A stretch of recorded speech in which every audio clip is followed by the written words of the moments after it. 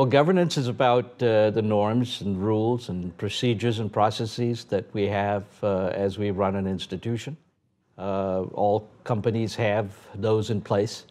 I think those influenced a great deal by the management philosophy that the organization has. You can talk about governance in all types of entities. The word probably started in terms of thinking about the governance of nations.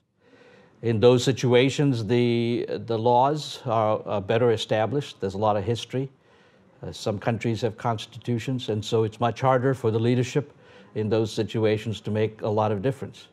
In corporations, a new leader can influence the governance process through their leadership by changing the culture, by creating a different environment, and by changing the processes to match.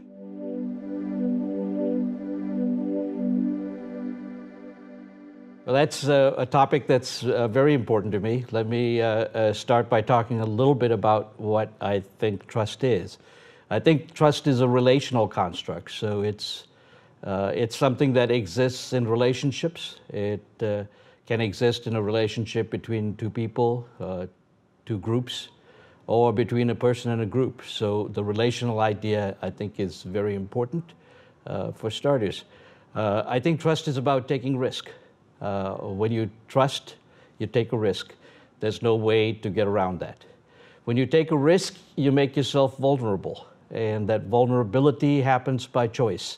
All of those, I think, are important to a definition of trust, and so the definition that I use is the willingness to be vulnerable in a relationship. So if you are very willing to be vulnerable, we say you trust a lot.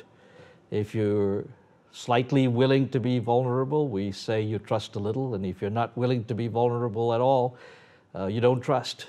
And that's essentially the definition that I use in my research.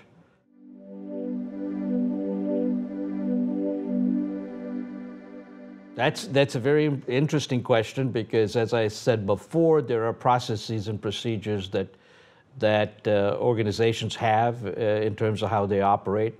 The leadership, however, can influence those. They influence it by their culture, by their management philosophy, and I think trust can be a very important part of how leaders want to lead. Are you going to develop a culture that is trusting or one that is highly controlled? How do you view the people in the organization? Do you see them as wanting to be better? Do you see them as wanting to cheat you, as is often the case in agency theory?